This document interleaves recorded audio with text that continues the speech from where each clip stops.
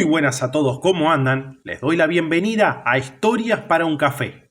En este video vamos a repasar parte de la historia de Singapur.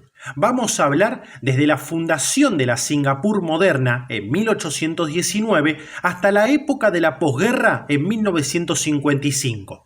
En caso de que este tipo de contenido sea de tu agrado, te invito a suscribirte, así estás al tanto de los nuevos videos. También agradezco a los colaboradores del canal que ayudan a que pueda seguir creando este tipo de contenido. En caso de que quieras ayudar, podés hacerlo desde el botón unirme. Ahora sí, comencemos con el video. Entre los siglos XVI y XIX, el archipiélago de Insulindia fue sometiéndose poco a poco a las colonias europeas, comenzando en 1509 con la llegada de los portugueses a Malaca. Durante el siglo XVII, el imperio neerlandés tomó el control de la mayoría de los puertos de la región, relegando a los portugueses a un segundo plano. Los neerlandeses se hicieron con el monopolio comercial del archipiélago, sobre todo con el comercio de las especias, el producto más importante de la región por aquel entonces. Otras colonias europeas, como la británica, tuvieron mucha menor presencia en aquel momento. En 1818, Thomas Stamford Raffles fue nombrado teniente gobernador de la colonia británica en la provincia indonesia de Bengkulu. Raffles fue determinante a la hora de mermar el poder de los neerlandeses en el archipiélago, empezando por la ruta comercial entre China y el Raj británico, ruta de vital importancia sobre todo por el comercio del opio en China.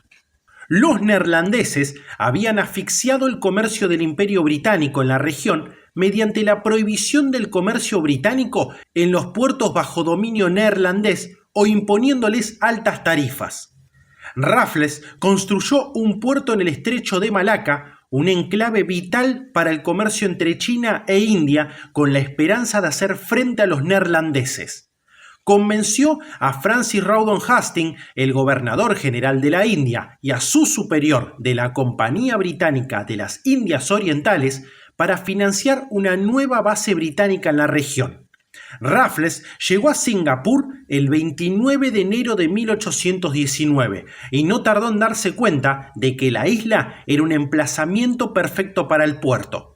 Se trataba de un lugar situado al sur de la península de Malaca, cerca del concurrido estrecho de Malaca, con abastecimiento de agua fresca y con mucha madera para la reparación de barcos, un lugar ideal para la colocación de un puerto. Raffles fundó allí una pequeña colonia de apenas varios cientos de habitantes, encabezado por Temengong. La isla se encontraba bajo el mandato de Tengku Rahman, sultán de Johore. Sin embargo, el poder del sultán se encontraba debilitado en la región y Temengong y sus oficiales se mantenían fieles a Tengku Hussein, el hermano mayor de Tengku Rahman, quien estaba exiliado en el archipiélago de Riau. Con ayuda de Temengong, Raffles convenció a Tengku Hussein para que volviera a Singapur y se le reconoció como el verdadero sultán de Johore a costa de un pago anual. Hussein permitió así la construcción del puerto británico y Raffles estableció un puesto comercial en Singapur. El 6 de febrero de 1819 se firma un tratado oficial, naciendo así la Singapur moderna. Después de firmar el tratado, Raffles volvió a Bengkulu y dejó al comandante William Farquhar a cargo de la nueva colonia, junto con un pequeño regimiento de soldados indios y algunas armas de artillería. Establecer un puerto comercial desde cero conlleva un enorme esfuerzo, pero el proyecto gozaba de una buena financiación y Raffles había decidido que sería un puerto libre. El poblado fue creciendo velozmente y la noticia de la construcción del puerto libre se propagó vertiginosamente por todo el archipiélago. En poco tiempo, comerciantes árabes y chinos acudieron en masa hacia la isla con el fin de evitar los altos impuestos de los puertos neerlandeses. Durante el primer año, los ingresos del comercio rondaron los $400.000. En 1821, la población de la isla aumentó en 5.000 habitantes y el volumen del comercio fue de $8 millones. La población superó los 10.000 habitantes en 1825, manejando cifras de 22 millones de dólares, y superando en ingresos al prestigioso puerto de Penang.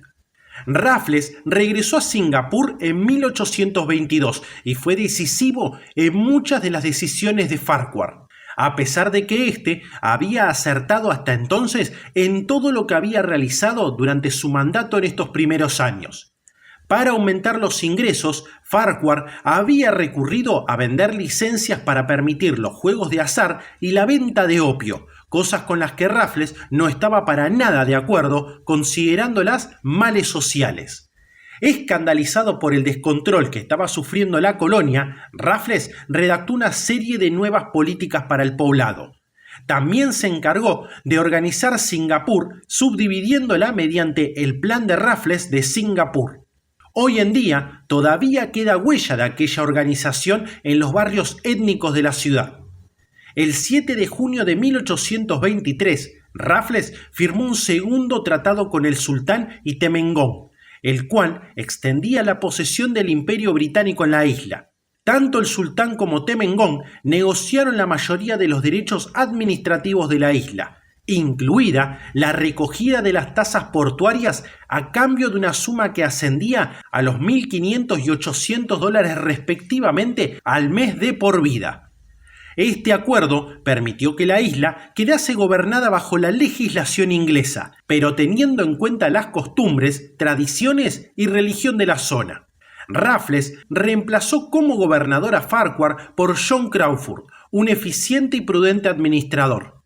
En octubre de 1823, Raffles partió hacia Gran Bretaña y jamás volvió a Singapur. Finalmente falleció en 1826 a los 44 años. El puesto avanzado británico en Singapur se puso en duda en un principio debido a las protestas del gobierno neerlandés de que los británicos habían roto su esfera de influencias. Pero Singapur enseguida se convirtió en un importante puesto comercial, consolidando el poder británico en la isla y haciéndose oficial en el Tratado Anglo-Neerlandés de 1824, dividiendo así el archipiélago malayo entre dos colonias fuertemente establecidas. La región norteña del estrecho de Malaca, incluyendo Singapur, se encontraba bajo dominio británico. En 1826, Singapur, Penang y Malaca se unieron formando las colonias británicas de los estrechos, administrados por la Compañía Británica de las Indias Orientales. En las décadas posteriores, Singapur creció hasta convertirse en un importante puerto de la región. Su éxito se debió a varias razones, entre ellas la apertura de mercado en China, la llegada de los barcos de vapor y la producción de caucho y estaño en Malasia. El hecho de ser un puerto libre le proporcionó una gran ventaja sobre otras ciudades portuarias coloniales de Batavia y Manila, donde se recaudaban impuestos, y atrajo a una multitud de comerciantes chinos, malayos, árabes e indios. La apertura del Canal de Suez en 1869 aumentó las posibilidades de comercio con Singapur.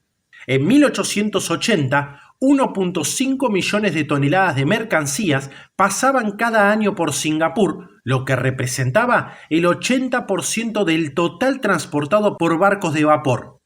El comercio libre de impuestos floreció en la ciudad y muchas casas mercantes se establecieron en Singapur, en su mayoría por empresas europeas, aunque también se instalaron mercantes judíos, chinos, árabes, armenios e indios. También había intermediarios chinos que manejaban el comercio entre los mercantes europeos y asiáticos.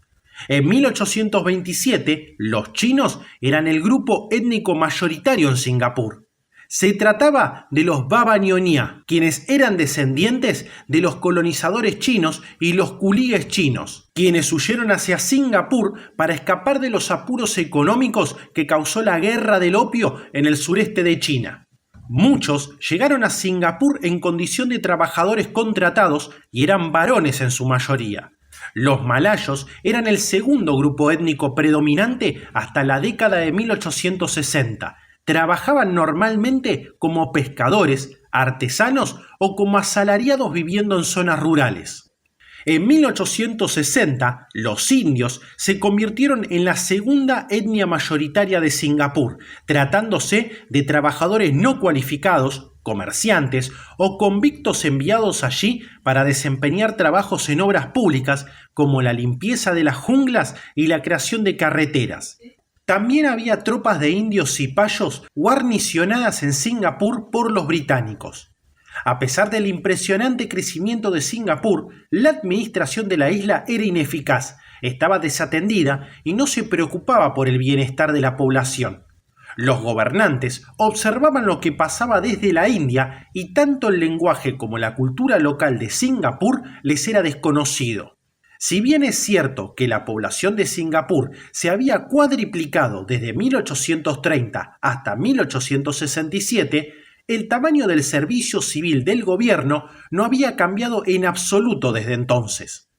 Esto causó que la mayor parte de la población no tuviera acceso a los servicios sanitarios públicos y varias enfermedades como el cólera y la viruela causaron graves problemas de salud. El resultado de esta inefectividad política, el predominio de varones en la región y el alto analfabetismo fue el de una sociedad desorganizada y caótica. En 1850 solo se disponía de 12 oficiales de policía para una población cercana a los 60.000 habitantes. La prostitución, el juego y el abuso de las drogas, concretamente el opio, estaba descontrolado y era muy frecuente en la sociedad. Las sociedades secretas chinas, el equivalente actual a las tríadas, se volvieron tremendamente poderosas y algunas de ellas tenían decenas de miles de miembros. Las luchas territoriales entre las sociedades rivales dejaban de vez en cuando cientos de muertos y los intentos por reprimirlas tuvieron un éxito limitado. Singapur continuó su desarrollo y las deficiencias administrativas de las colonias del estrecho se volvieron preocupantes. La comunidad mercante de la zona comenzaba a manifestarse en contra de la legislación británica. El 1 de abril de 1867, el gobierno británico acordó un convenio para que las colonias del estrecho fueran una colonia de la corona independiente. Esta nueva colonia estuvo al mando de un gobernador bajo la supervisión del secretario de Estado para las Colonias de Londres. Este nuevo gobernador era auxiliado por un consejo ejecutivo y un consejo legislativo. Aunque los miembros de ambos consejos no podían ser elegidos, con el paso del tiempo el número de miembros locales fue aumentando. El gobierno colonial emprendió entonces la tarea de solventar los problemas que la sociedad de Singapur estaba atravesando. En 1877 se estableció un protectorado chino a cargo de William Pickering, para atender las necesidades de la comunidad china, especialmente para controlar los abusos del comercio de los coolies y para proteger a las mujeres chinas de la prostitución forzada. En 1889, el gobernador Cecil Clementi Smith prohibió las sociedades secretas, conduciéndolas hacia la clandestinidad. No obstante, multitud de problemas sociales quedaron sin solventarse, incluida la escasez de viviendas, el pésimo estado sanitario de la ciudad y la deplorable calidad de vida. En 1906, los Tongmenghui, una organización revolucionaria china con el propósito de derrocar a la dinastía Qing y dirigida por Sun Yat-sen, fundó la sucursal Nanjing en Singapur, que se empleó como sede de la organización en el sudeste asiático. La población inmigrante china de Singapur contribuyó generosamente con Tongmenghui, quien en 1911 organizó la Revolución de Xinhai, la cual dio lugar más tarde a la República de China. Singapur no se vio apenas afectada por la Primera Guerra Mundial, ya que el conflicto no se extendió por el sudeste asiático. El único hecho realmente significativo durante la guerra fue un motín acontecido en 1915 por los indios musulmanes cipayos del ejército británico guarnicionados en Singapur. Al escuchar rumores de que iban a ser enviados a luchar contra el Imperio Otomano, los soldados se sublevaron, matando a sus oficiales y a varios civiles británicos antes de ser reprimidos por tropas llegadas desde Johore y Birmania. Al finalizar la guerra, el gobierno británico envió recursos para la creación de una base naval en Singapur, con el fin de disuadir la creciente ambición del imperio japonés. Terminada en 1939 y con un coste de $500 millones, la base naval podía presumir de ser el dique seco más grande del mundo por aquel entonces, el tercer muelle flotante y tener una reserva de combustible suficiente como para abastecer a la Marina Británica al completo durante 6 meses. Estaba defendida por cañones navales pesados de 15 pulgadas y por escuadrones de la Royal Air Force estacionados en la base aérea de Tengah. Winston Churchill lo definió como el Gibraltar del Este.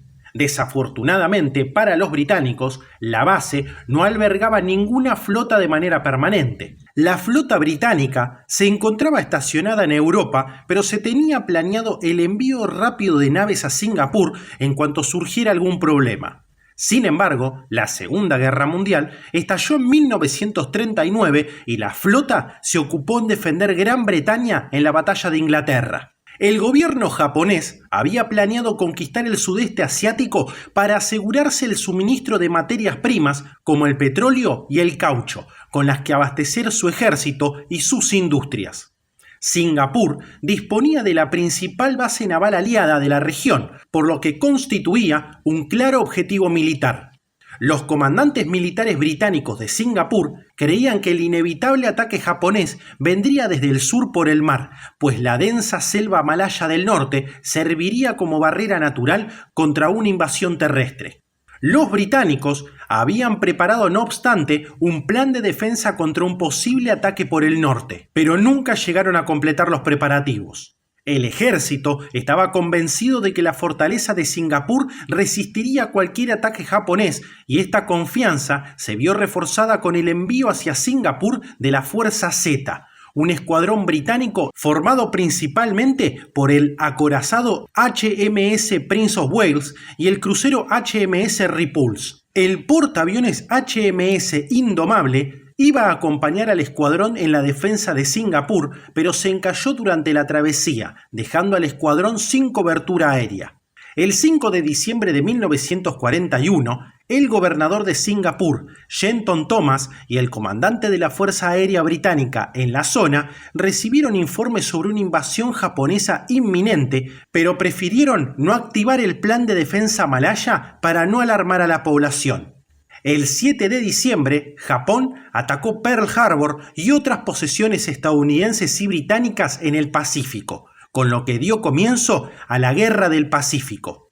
La Fuerza Aérea Japonesa atacó el aeródromo de Singapur y destruyó en tierra al 90% de los aviones británicos. El 8 de diciembre, las fuerzas japonesas desembarcaron en Kota Bharu, en el norte de Malasia.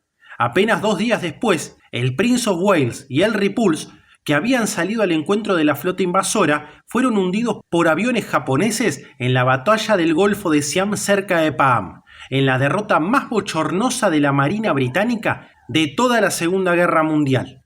El apoyo aéreo aliado no llegó a tiempo para proteger a los 2 barcos. Después de este incidente, Singapur y Malasia sufrieron constantes ataques aéreos, incluidos varios dirigidos hacia estructuras civiles como hospitales o viviendas, causando desde decenas hasta centenares de bajas en cada ataque. El ejército japonés avanzaba rápidamente hacia el sur por la península de Malaca, pulverizando o sorteando la resistencia aliada, a pesar de su inferioridad numérica. Las fuerzas aliadas no poseían carros de combate al considerarlos inapropiados para la selva tropical, y su numerosa infantería carecía de experiencia previa en combate y se mostró impotente ante los ataques ligeros de los japoneses. Como la resistencia se mostraba ineficaz al ataque, las fuerzas aliadas se vieron obligadas a retroceder hacia el sur, hacia Singapur. El 31 de enero de 1942, apenas 55 días después de la invasión, los japoneses ya habían conquistado toda la península de Malaca y el ataque a Singapur era inminente. Los aliados, con la intención de frenar el avance de las tropas japonesas, destruyeron el paso elevado que unía Johore con Singapur. Sin embargo, varios días después, los japoneses lograron cruzar el estrecho de Johore en botes inflables. Durante este período se llevaron a cabo algunos combates de las fuerzas aliadas, incluyendo voluntarios civiles de Singapur contra el ejército japonés, como por ejemplo la batalla de Pasir Panjang. Sin embargo, con la mayoría de las defensas destrozadas y los suministros agotados, el teniente general Arthur Ernest Percival se rindió y no tuvo más remedio que entregar Singapur al general Tomoyuki Yamashita del ejército imperial japonés en el día del Año Nuevo Chino, el 15 de febrero de 1942. Alrededor de 130.000 tropas indias, australianas y británicas se convirtieron en prisioneros de guerra, muchos de los cuales serían transportados posteriormente a Birmania, Japón, Corea y Manchuria, en los denominados barcos del infierno para su utilización como mano de obra esclava. La derrota en Singapur ha sido considerada el mayor fracaso de las Fuerzas Armadas británicas en su historia. Singapur fue renombrada como Sionanto, que significa luz de la isla del sur, y los japoneses la ocuparon entre 1942 y 1945. Esta etapa es la más oscura de toda la historia de Singapur, pues el ejército japonés impuso duras medidas contra la población. Las tropas japonesas cometieron numerosas atrocidades, especialmente por parte de los Kempeitai, la policía militar japonesa. Fueron ellos los autores de la masacre de Sok, donde murieron multitud de civiles chinos por haber respaldado la Segunda Guerra Sino-Japonesa. Las ejecuciones en masa se llevaron entre 25.000 y 50.000 vidas en Malasia y Singapur. El resto de la población atravesó grandes dificultades durante los 3 años y medio de ocupación japonesa. Después de la rendición de Japón, el 15 de agosto de 1945, Singapur estuvo un tiempo en estado de caos, y durante ese tiempo se cometieron multitud de vandalismos, saqueos y asesinatos vengativos. El 15 de septiembre de 1945, las tropas británicas, dirigidas por Louis Mountbatten, regresaron a Singapur para reconocer oficialmente la rendición de las fuerzas japonesas de Seijiro Itagaki, en representación de Isaichi Terauchi, y se formó una administración militar británica para gobernar la isla hasta marzo de 1946. La mayor parte de la infraestructura urbana había quedado arrasada en la guerra, incluidos los suministros de agua y electricidad, los servicios telefónicos y las instalaciones del puerto de Singapur. La gran escasez de alimentos causó graves problemas de malnutrición y ocasionó una ola desenfrenada de enfermedades, crímenes y violencia. El alto precio de los alimentos, el desempleo y el descontento de los trabajadores culminó en una serie de huelgas en 1947, paralizando el transporte público y otros muchos servicios. A finales de 1947, la economía comenzó a recobrar el rumbo, agilizada por la creciente demanda mundial de corcho y estaño, pero todavía se tardarían varios años más para que la economía alcanzase los niveles anteriores a la guerra. El fracaso británico en la defensa de Singapur les restó toda la credibilidad que poseían como gobernantes infalibles. En las décadas posteriores a la guerra se produjo un despertar político por parte de la población local y emergieron los sentimientos antiimperialistas y nacionalistas, plasmándose mediante el eslogan Merdeka, que en malayo significa independencia. Los británicos, por su parte, estaban dispuestos a aumentar gradualmente la autogestión del país. El 1 de abril de 1946, las colonias del estrecho se separaron y Singapur se convirtió en una colonia de la corona separada, gobernada por un administrador civil. En julio de 1947 se establecieron los consejos ejecutivos y legislativos y se programaron las elecciones de 6 miembros del Consejo Legislativo para el siguiente año. En marzo de 1948 tuvieron lugar las primeras elecciones en Singapur y se limitaron a la elección de solamente 6 de los 25 escaños del Consejo Legislativo. Además, solo tenían derecho a voto los súbditos británicos y de ellos, solo 23.000, aproximadamente el 10%, se registraron para votar. Los demás representantes del Consejo Legislativo eran elegidos por el gobierno o por las cámaras de comercio. De los 6 escaños que el pueblo podía elegir, 3 de ellos se los llevó el Partido Progresista, un partido conservador dirigido por adinerados empresarios que rechazaban la independencia como opción inmediata. Los otros 3 escaños los ocuparon distintos partidos independentistas. 3 meses después de las elecciones, varios grupos comunistas llevaron a cabo un levantamiento armado en Malasia y los británicos impusieron duras medidas de control con tal de mantener controlados a los grupos izquierdistas en Singapur y Malasia. Y además se impuso una polémica ley que permitía al gobierno el derecho de arrestar y detener sin la necesidad de un juicio previo a personas sospechosas de ser amenazas para la seguridad. Como los grupos izquierdistas eran los principales detractores del sistema colonial, el progreso del autogobierno se paralizó durante varios años. En 1951 se realizaron unas segundas elecciones para el Consejo Legislativo. En esta ocasión, el número de escaños representados en las elecciones ascendió a 9. Las elecciones estuvieron dominadas de nuevo por el Partido Progresista, partido que cosechó 6 escaños. Si bien es cierto que este hecho contribuyó a la creación de un gobierno local en Singapur, el poder de la administración colonial todavía era dominante.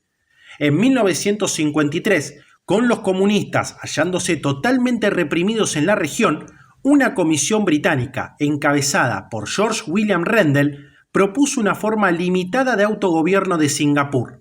El Consejo Legislativo fue reemplazado por una nueva Asamblea Legislativa formada por 32 escaños, 25 de los cuales elegidos en los sufragios. El gabinete estaría formado por un Consejo de Ministros y por el jefe de gobierno, por lo que se trataría de un sistema parlamentario. Los británicos conservarían cierto control en varias áreas, como la seguridad interna, las relaciones exteriores y el poder de veto sobre la legislación. El 2 de abril de 1955 se efectuaron las elecciones para la Asamblea Legislativa. Resultaron ser muy activas y participativas, con el ingreso de nuevos partidos políticos. Sin embargo, esta vez los votantes estaban registrados directamente, cosa que no ocurría en los anteriores comicios, y expandiéndose así el electorado sobre los 300.000 participantes. El Partido Progresista resultó ser el gran derrotado de las elecciones, consiguiendo solamente 4 escaños. El partido que obtuvo más votos fue el recién formado Labour Front, de tendencia izquierdista, consiguiendo 10 escaños y formando una coalición con la alianza UMNO-MCA, la cual ganó 3 escaños. Otro recién formado, el partido izquierdista Partido de Acción Popular, consiguió 3 escaños. Así, llegamos al final de este video, que espero haya sido útil para conocer más sobre la historia de Singapur. De ser así, te agradecería que me puedas dejar un pulgar arriba y te suscribas, que ayuda a que el canal siga creciendo. Esto ha sido Historias para un Café y nos veremos pronto. Hasta luego.